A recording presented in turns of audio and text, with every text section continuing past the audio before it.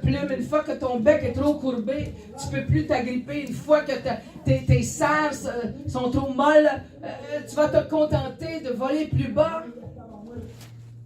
Ou bien tu vas faire comme beaucoup d'aigles. Ils vont se retirer pour s'arracher le bec, pour s'arracher les plumes, pour s'arracher les serres. C'est un processus qui dure plusieurs mois. C'est un processus très, très souffrant. La raison pourquoi j'enseigne ça maintenant, c'est qu'il y a beaucoup de gens qui passent au travers des processus très souffrants sans savoir pourquoi Dieu permet cela. Alors ils deviennent désespérés, ils deviennent découragés. Ils ne savent pas pourquoi ce processus est si difficile, mais moi ce soir je veux te dire pourquoi. Je l'ai découvert par la force des choses. Je l'ai découvert par une relation étroite avec Dieu. Personne ne m'a enseigné ces choses-là. Je n'avais trouvé personne pour m'enseigner cela durant ce temps très difficile de deuil et de maladie. Mais parce que j'ai une communion intime avec Dieu, ça m'a sauvé la vie. Ta communion intime avec Dieu va te sauver la vie. Ta communion intime avec Dieu va te sauver de la folie. Parfois, on pense qu'on va devenir fou. Tellement c'est souffrant, tellement c'est difficile. Mais la communion intime avec Dieu, ça m'a pris des années à développer. C'est pas toujours facile à développer une amitié comme ça. Mais aujourd'hui, je remercie le Seigneur que cette amitié avec Dieu m'a sauvé de beaucoup de détresse. Alors que j'étais en train de tomber en défaillance. Nous lisons des textes sans trop savoir qu'est-ce que ça veut dire. Mais quand on les vit, les textes, et quand on les mange, et qu'on les mastique, et qu'on les médite, et qu'on les prend comme des médicaments, ça change tout. Ce n'est plus juste des beaux messages, ce ne sont plus juste des beaux textes, mais ça devient la vie. La parole de Dieu est vivante. Elle est efficace. Amen. Et le Seigneur m'a posé ce genre de questions. Est-ce que toi, tu t'aimes toi-même? Tu aimes ton mari, tu aimes tes enfants, tu aimes tes petits-enfants, tu aimes un tel. Mais toi, est-ce que tu te connais? Est-ce que tu aimes qui tu es? Est-ce que tu connais ta valeur? Est-ce que tu veux continuer à aller dans ta destinée? Et je me suis rendu compte que la réponse n'était pas si évidente. On serait porté à tout de suite dire oui, mais dans mon cas, en tout cas, si je veux être franche avec Dieu, la réponse n'était pas si facile à venir et pas si évidente. J'ai dû encore parler avec Dieu. J'ai dû encore... Ça m'a pris des semaines, des mois, même des années, je vous dirais. Mais le Seigneur a enlevé les plumes de trop que j'avais. Ça se dit bien comme ça, mais je vais vous dire, c'est souffrant. Aujourd'hui, je suis bien, je suis libéré de mes plumes que j'avais en extra.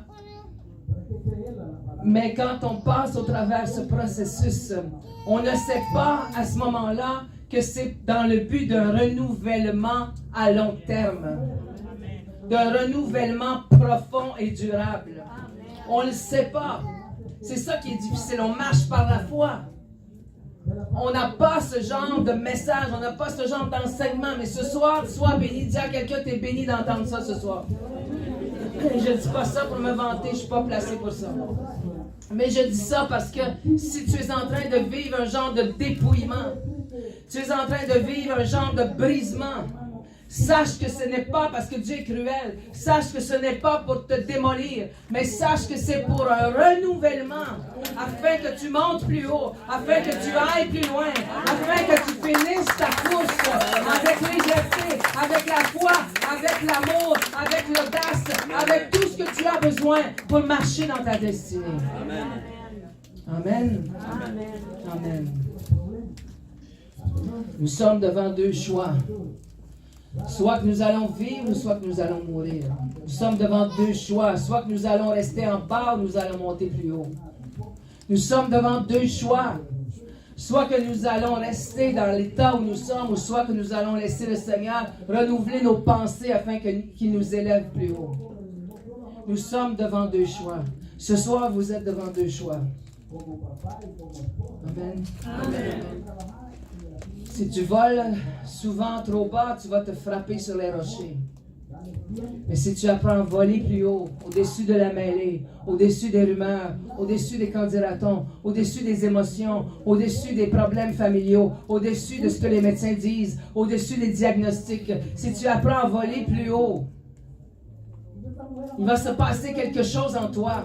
C'est une habitude qu'on doit prendre. C'est pas une habitude facile à prendre, c'est un cheminement, mais c'est une habitude qu'on doit prendre de voler plus haut que l'apparence, de voler plus haut que les circonstances, de voler plus haut que les diagnostics, de voler plus haut que les symptômes.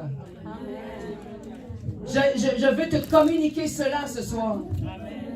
Ce désir de voler comme l'aigle. Mais il faut que tu laisses le Seigneur t'arracher quelques plumes. On ne peut pas avoir les deux. On ne peut pas voler plus haut avec nos plumes trop lourdes. Et tu dois collaborer avec le Seigneur pour les arracher toi-même, comme l'aigle s'arrache les plumes lui-même. Mais le Seigneur lui donne la capacité de le faire. Et le Seigneur te donne ce soir la capacité. Dis, je reçois la capacité. Il te donne la capacité de t'enlever le bagage en extra. De t'enlever tout ce qui te garde au sol. Tout ce qui te garde au sol et empêche ton envol. Le Seigneur te donne la capacité de t'en défaire ce soir. Ton bec est devenu trop courbé. Ton bec est devenu trop mou. Ça t'empêche de t'agripper. Ça t'empêche de t'agripper au rocher qu'est le Seigneur. Ton bec est devenu trop courbé. Ça t'empêche de saisir ce que le Saint-Esprit te dit chaque jour. Chaque jour, le Saint-Esprit nous donne des occasions de s'envoler plus haut, mais on les met de côté. Parce que notre bec est devenu trop mou. Notre bec est devenu trop courbé. Mais le Seigneur ce soir veut briser ton bec. Il va en repousser un autre. Il va renouveler ton bec. Comme il le fait pour l'aigle. C'est souffrant, mais il y a un but. Il y a toujours un but à la souffrance. Ce n'est jamais pour nous faire mal. Ce n'est jamais pour nous détruire. Il y a toujours un but à ce genre de dépouillement. Et ce genre de dépouillement est pour ceux qui ont un appel spécial. Est-ce que tu as un appel spécial? Je crois que si tu es ici ce soir, ce n'est pas un hasard. Tu es venu par invitation du Saint-Esprit. Tu es venu par invitation du Saint-Esprit, je le sais dans mon cœur. Et c'est pourquoi le Seigneur ce soir veut t'encourager à ne pas te décourager durant ce temps de dépouillement. Parce que ce dépouillement est pour un renouvellement. Le but de ce dépouillement est pour un renouvellement. Le Seigneur m'a brisé, le Seigneur m'a dépouillé, il m'a enlevé mes plumes, m'a brisé mon bec. Un nouveau bec a repoussé. Il m'a brisé les serres. De nouvelles serres ont repoussé. Il m'a donné une nouvelle façon de voir la vie, de voir les gens, de voir les situations dans lesquelles je me trouve. Ça a été un brisement qui a duré à peu près 5 ans. Je ne dis pas que toi, ça va durer 5 ans. Peut-être ça va durer 5 jours, 5 semaines, 5 mois, 2 mois. Je ne sais pas. Il arrive dans la vie des brisements afin de te renouveler. Afin de renouveler tes pensées. On pense toujours dans la boîte religieuse. On pense toujours dans la boîte de l'éducation, des traditions. Le Seigneur nous fait sortir de nos boîtes. Il nous fait sortir de nos encadrements. Il brise nos traditions, il brise nos chaînes pour nous utiliser à notre maximum. Afin de nous faire rajeunir comme l'aigle. Moi, je me sens rajeuni quand je suis dans ce chemin que Dieu m'a tracé. Quand je me lève le matin, je ne me sens pas toujours jeune, je vous l'avoue. Mais dès que je vais dans la présence de Dieu, dès que je sens son amitié, dès que je connecte avec lui, il y a quelque chose qui se passe. Et j'aimerais que tu entres dans ce renouvellement. Dans ce renouvellement. Le Seigneur veut renouveler tes pensées, veut renouveler ta façon de voir la vie, ta façon de voir les épreuves. Nous, comme chrétiens, dès qu'il y a quelque chose qui ne marche pas, on veut tout de suite l'arrêter. Moi, j'étais comme ça. Je prêche quelque chose que je sais, que j'ai vécu. Vous comprenez ce que je dis ce soir? On veut pas souffrir. Mais c'est par la souffrance qu'on grandit. C'est par la souffrance, après qu'on a fini une période de souffrance, parce qu'on ne souffre pas toujours, merci Seigneur. Après que c'est terminé, c'est là qu'on prend un envol, un nouvel envol. C'est là qu'on est renouvelé, nos forces sont renouvelées. Notre zèle est renouvelée. Souvent, on manque de zèle, on est rendu, on est paresseux, ça ne nous tente plus. Mais le Seigneur enlève ces plumes-là qui nous gardent trop bas. Quand on vole trop bas, on est tellement affecté par ce que l'un dit, par ce que l'autre pense, par celui qui n'est pas là, par celui qu'on ne voit plus. On est trop affecté. Comme épouse par le manque, mon mari ne m'a pas souri, ou comme mère, que mon enfant ne m'a pas parlé, comme pasteur, les gens ne sont pas venus. En tout cas, je vais parler pour moi, parce que vous avez l'air tellement parfait ce soir. Au moins, maman Kabouya applaudit, ça m'encourage.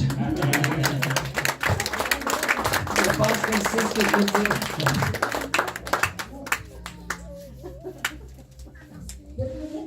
Il m'arrive encore de voler trop bas. Il m'arrive encore de voler trop bas. Alors je dois aller me renouveler. Je dois aller renouveler mes pensées dans la présence de Dieu, dans la méditation. On dirait que ça s'est perdu, la méditation. On est fatigué de ça. De prendre un texte, de le méditer, de le lire, de le mâcher, de l'avaler, de le confesser à haute voix, de le prendre comme un médicament. On dirait que c'est plus la mode, je sais pas. Ça s'est perdu. Au travers de nos tablettes, nos téléphones, nos réseaux sociaux. Moi, comme je vous disais hier, je suis un petit peu accro au téléphone, je l'avoue. Avec la grâce de Dieu, je fais des petits sevrages ici et là. Et j'avais pris l'habitude de lire la parole de Dieu au travers de mon téléphone, mais dès qu'il y avait une notification, dès que je recevais un messenger, dès que je recevais quelque chose, ça coupait ma lecture. Et c'est pourquoi je suis revenue au livre saint. Que ce livre ne s'éloigne pas de ta bouche. Ben, moi, je suis un peu vieux jeu, excusez-moi, je suis peut-être ancienne un peu trop, là. Mais pour moi, en tout cas, peut-être que vous, ça fonctionne bien, tant mieux. Mais pour moi, ça fonctionne mieux comme ça. Et dans mon renouveau, le Seigneur m'a dit, tu vas t'acheter une nouvelle Bible. À toutes les 10 ans, le Seigneur m'a dit de m'acheter une nouvelle Bible. Parce qu'on a souligné des choses, on a écrit. Mais Dieu veut changer notre révélation. On a des instructions, c'est bien, mais on marche par révélation beaucoup plus que par instruction, ça prend les deux. Mais si je fonctionne seulement par instruction, il me manque quelque chose. Je dois fonctionner, oui, par une base d'instruction, mais je dois aussi fonctionner par révélation. Dieu veut renouveler notre révélation. Mais c'est pourquoi tu dois t'asseoir avec lui, parler avec lui, avoir une conversation. Une conversation. Ce qui m'a le plus touché dans mon cheminement, ma traversée, pendant cette période de renouvellement, ben je ne savais pas à ce moment-là que je vivais un renouvellement. Je vivais un deuil, je vivais une maladie, je vivais toutes sortes de choses.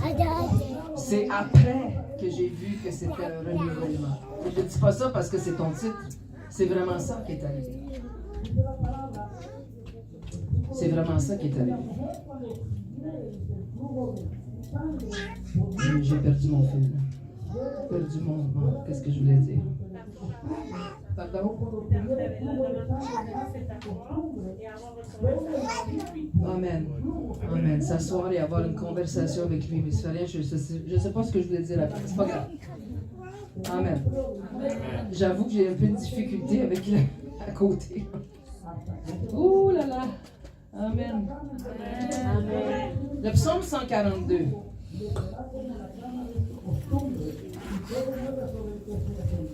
Psaume 142.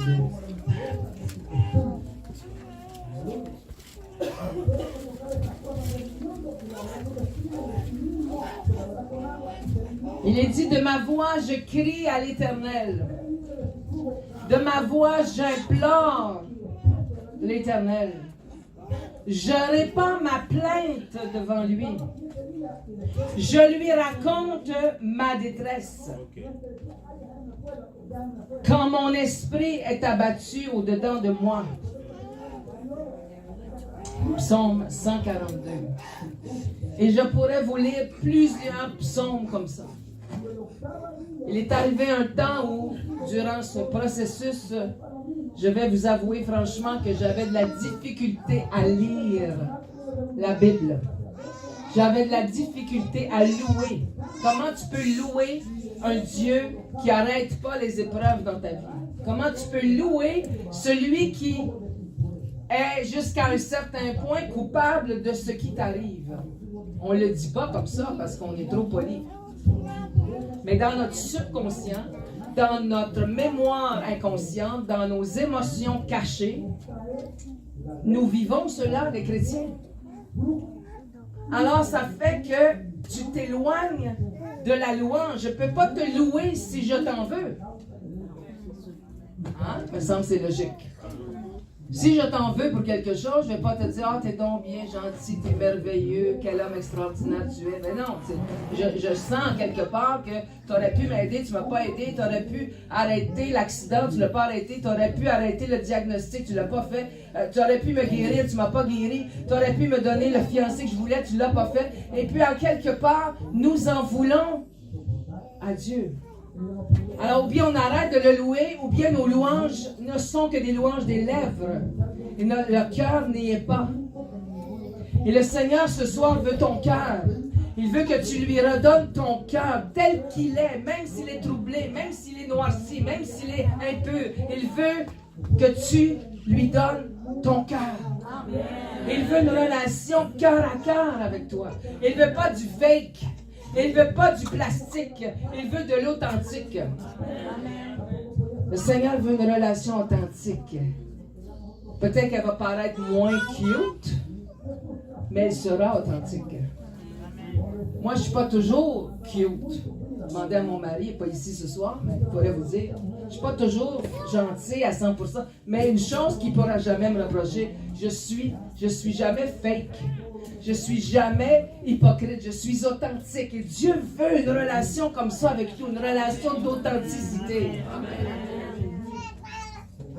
Amen. C'est pourquoi il y a des prières que tu dois faire, comme je disais hier, des prières. Je ne sais même pas si on peut appeler ça une prière. C'est une conversation. Oui, on peut dire que c'est une prière, mais c'est peut-être pas des prières comme on a l'habitude de penser quand on pense prière. Moi, j'aime les prières bien faites. J'ai écrit 2 livres sur les prières. Et j'aime des prières bien encadrées, des prières de combat, des prières toutes sortes de prières qui, je sais qu'elles sont efficaces parce que j'ai vraiment fait ce que la parole de Dieu me demande. Ça prend des prières comme ça. Mais ça prend aussi un moment donné où tu cries avec le Seigneur, tu frappes du poing avec le Seigneur, tu décharges sur lui. Il dit, déchargez-vous sur moi.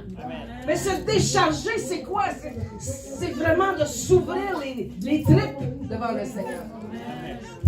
Ça te prend un lieu secret. C'est pas pour rien que le Seigneur dit un lieu secret, parce que tout le monde, si tout le monde entend, il va appeler la police.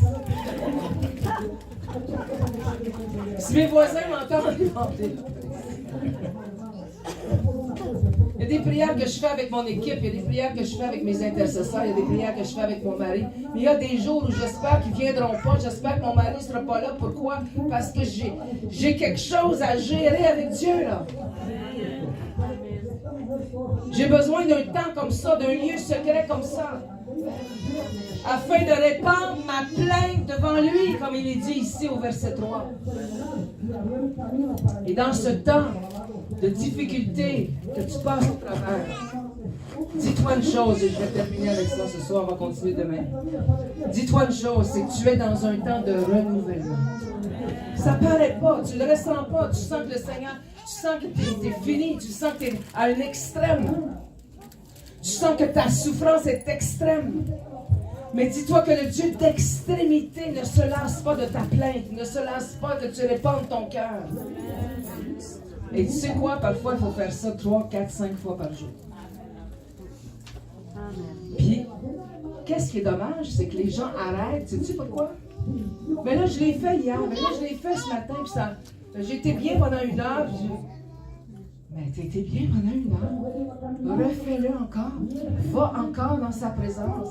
Va encore te décharger. Va encore te plaindre.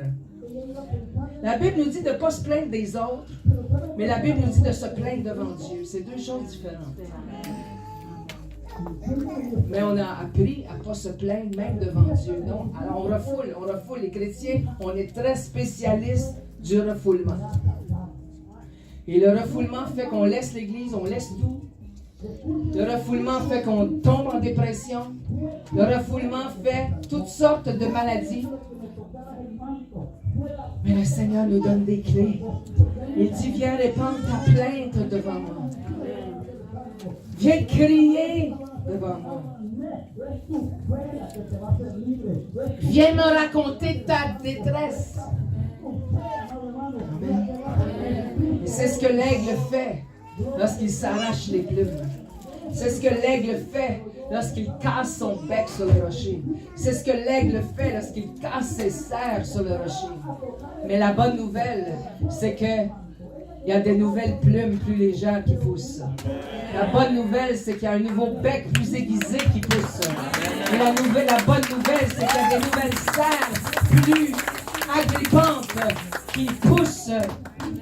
Et c'est alors qu'il va pouvoir prendre un nouvel envol. C'est alors qu'il va voler plus haut, au-delà des rochers, au-delà de la mêlée. C'est là qu'il va voler à une vitesse plus grande qu'avant. C'est là qu'il va s'élever, avoir une perspective différente parce qu'il sera plus haut. Amen. On peut se lever ensemble ce soir. Alléluia. On peut acclamer la parole de Dieu. Elle est sainte, elle est loin. Elle est un médicament.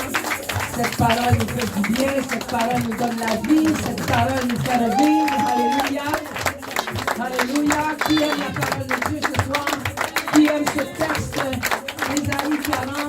Fais de ce texte un médicament de ta pharmacie spirituelle. Et garde-le devant tes yeux tout au long de ta vie. Amen. Père éternel, j'élève mes frères et mes sœurs qui sont venus ce soir. Plusieurs vivent des découragements, Seigneur. Plusieurs vivent, Seigneur, des transitions dans leur vie. Ils sont en période de transition. Mais toi, Seigneur, tu leur donnes une force, tu leur donnes un courage, tu leur donnes une sagesse, tu leur donnes une révélation ce soir pour qu'ils aillent plus haut, pour qu'ils aillent plus loin. Seigneur, il y en a même qui ont voulu en finir. Il y en a qui ont voulu mourir. Il y en a qui ont voulu tout laisser tomber. Ils se sont découragés.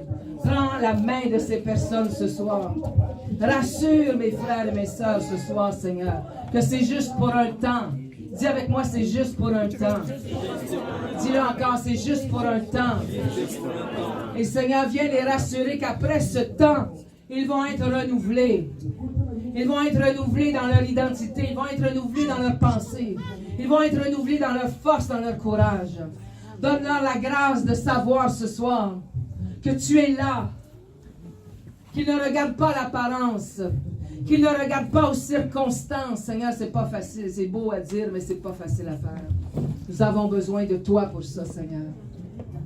Nous avons besoin de toi pour ça ce soir, Seigneur. Dites avec moi, Père éternel, je me rends compte maintenant que je suis dans le processus de l'aigle.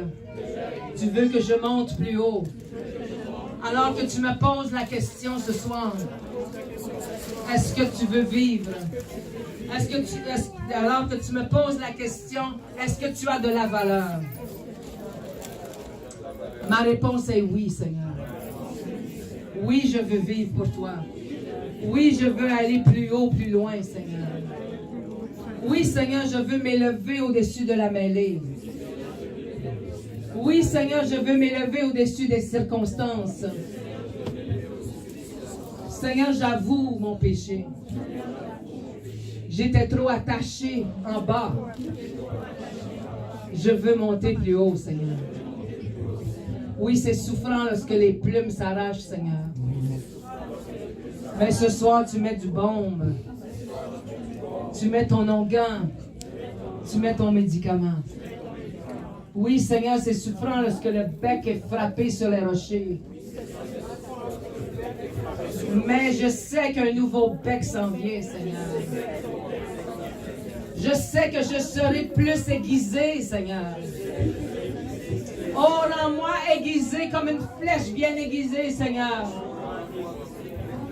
Et envoie-moi. Envoie-moi aux nations. Envoie-moi là où tu veux m'envoyer, Seigneur. Peut-être tu veux m'envoyer à côté de chez moi. Peut-être tu veux m'envoyer au bout de la terre. Mais Seigneur, je veux suivre mon parcours. Je ne veux plus dire est-ce que ma destinée est cachée devant toi, Seigneur. Mais tu dévoiles ce soir ma destinée. Tu dévoiles ton plan, Seigneur. Élevez vos mains vers le Seigneur et laissez-le vous toucher de son onction de renouveau, de son onction de renouvellement. Le Seigneur veut faire quelque chose de nouveau dans ton cœur. Il l'a fait pour moi, il va le faire pour toi. Ce n'est pas que j'étais pas bien avant, tu sais, j'étais quand même quelqu'un de bien. Ce que tu vois d'en haut. Seigneur, je veux voir d'en haut. Je veux voir. Seigneur, je me laisse. Seigneur, je me laisse briser. Seigneur, je ne veux plus contester avec toi. Seigneur, élève-moi au-dessus de mes émotions. Seigneur, élève-moi. Seigneur, élève-moi. Comme l'aigle, fais-moi voler plus haut.